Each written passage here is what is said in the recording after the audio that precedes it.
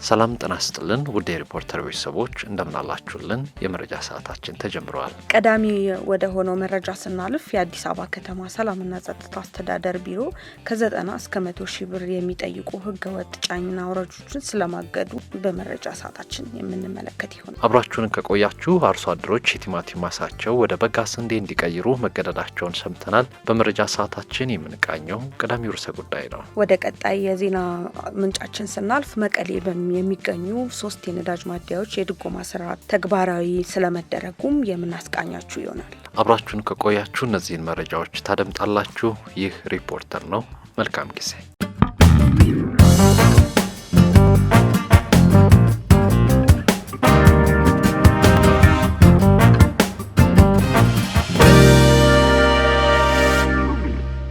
የአዲስ አበባ ከተማ ሰላምና ጸጥታ አስተዳደር ቢሮ ከ90 ሺህ እስከ 100 ሺህ ብር የሚጠይቁ ህገወጥ ጫኝና አውራጆች ማህበራትን አገደ። የሰላምና ጸጥታ አስተዳደር ቢሮ ህግን ባልተከተለ በመደበኛ አደረጃጀት ታቅፈው የጫኝና አውራጅ አገልግሎት የሚሰጡ አካላትን ማገዱን ገልጿል።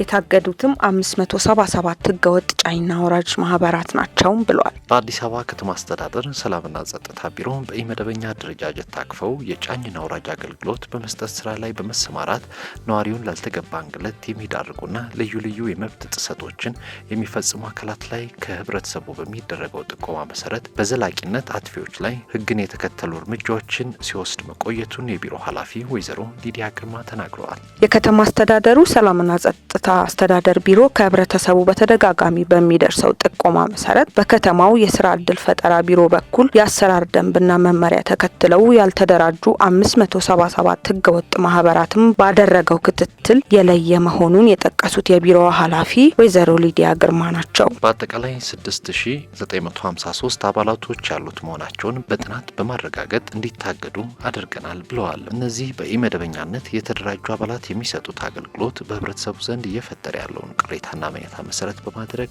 ከዚህ ቀደም በወረዳ በክፍለ ከተማና በከተማ ደረጃ መድረክ በመፍጠር በውይይት ችግሩን ከመሰረቱ ለመፍታት ጥረት እያደረገ ቢሆንም ውጤት ያልተገኘ መሆኑን ኃላፊዋ ጠቅሰዋል። የተገልጋዮችን ንብረት ከመኪና ላይ አውርዶ በመጣል እንግልት በመፈጸም ለህግና ስርዓት ተገዢ አለመሆን፣ ማንነታቸውን የማይታወቁ ግለሰቦችን ቀጥረው ማሰራት፣ እቃ ለመጫንና ለማውረድ ከ90 ሺህ እስከ 100 ሺህ ብር መጠየቅ የመሳሰሉት የደንብ ጥሰቶች እንደሚፈጽሙም ተገልጸዋል። ይህ በእንዲህ እንዳለ እንደ ቢሮ ኃላፊው መግለጫ በቀረበባቸው ክስ ጥፋተኛ ሆነው የተገኙ 97 ግለሰቦች በቁጥጥር ስር እንዲውሉ የተደረገ መሆኑን ወይዘሮ ሊዲያ ገልጸዋል። በኦሮሚያ ክልል ምስራቅ ሸዋ ዞን ዱግዳ ወረዳ አርሶ አደሮች የቲማቲምና የአትክልት ማሳቸውን ወደ በጋ መስኖ ስንዴ እንዲቀይሩ መገደዳቸውን ተናገሩ።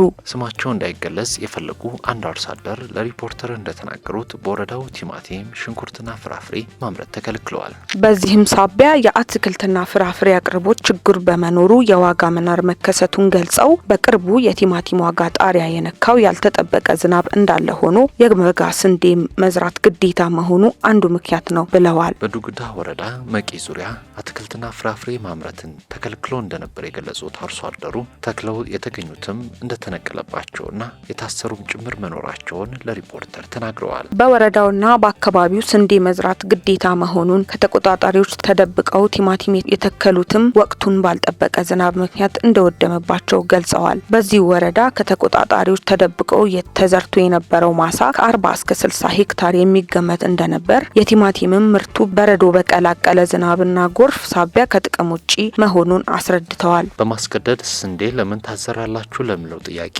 ምላሽ የሰጡት የኦሮሚያ ክልል ግብርና ቢሮ ምክትል ኃላፊ አቶ በሪሶ ፈይሳ ለሪፖርተር እንደተናገሩት በማስገደድ ስራ ተሰርቶ ውጤታማ አይኮንም ብለዋል። የአትክልትና ፍራፍሬ ዋጋ ለመናሩ የበጋ መስኖ ስንዴ ተጽዕኖ የለውምም ለሚለው ጥያቄ በሰጡት ምላሽ ተጽዕኖ አለው የለውም ለማለት በጥናት ማስደገፍ ይገባል ብለዋል። በ2016 ምርት ዘመን በክልሉ የታቀደው 2.5 ሚሊዮን ሄክታር መሬት በበጋ መስኖ ስንዴ ለመሸፈን 50 ሚሊዮን ኩንታል ለማግኘት መታቀዱንም አስረድተዋል። ኢትዮጵያ ሪፖርተር የመረጃ ሰዓታችን እንደቀጠለ ነው። መቀሌ በሚገኙ 3 የነዳጅ ማደያዎች የድጎማ ስርዓት ተግባራዊ መሆን ተጀምሯል። ከሰሜን ኢትዮጵያ ጦርነት መልስ በትግራይ ክልል ለመጀመሪያ ጊዜ በኤሌክትሮኒክስ ዘዴ የነዳጅ ግብይት ተግባራዊነት በመቀሌ ከተማ በሚገኙ 3 የነዳጅ ማደያዎች ላይ ተግባራዊ መሆን እንደጀመረ ታውቋል። በመላ ሀገሪቱ የተጀመረው 1 ዓመት ሊሞላው የ1 ወር ዕድሜ ብቻ የቀረው የነዳጅ ድጎማ ስርዓት በመቀሌ በሚገኙ 3 የነዳጅ ማደያዎች ላይ ተግባራዊ መሆን የጀመረው ከግንቦት 19 2015 ዓ.ም ጀምሮ መሆኑን ኢትዮ ቴሌኮም ለሪፖርተር አረጋግጧል። የኢትዮ ቴሌኮም የሞባይል ሚኒ ዲፓርትመንት ኃላፊ አቶ ብሩክ አዳህና ለሪፖርተር እንዳስረዱት የነዳጅና የኤነርጂ ባለስልጣን፣ ትራንስፖርትና ሎጂስቲክ ሚኒስቴር እንዲሁም ኢትዮ ቴሌኮም በጋራ በመሆን ካለፈው ሳምንት ጀምሮ በትግራይ ክልል የዲጂታል ነዳጅ ክፍያ ስርዓት ማስጀመሪያ መርሃ ግብር ተከናውኗል ብለዋል።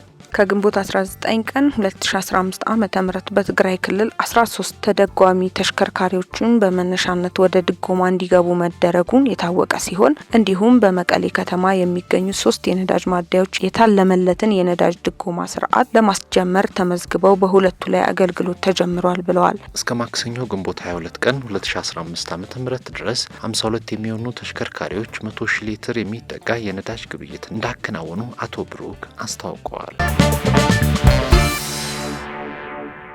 ከኢትዮጵያ ሪፖርተር የመረጃ ሰዓታችን የተከታተላችሁትን ይመስል ነበር። አብራችሁን ስለቆያችሁ እናመሰግናለን። መልካም ጊዜ።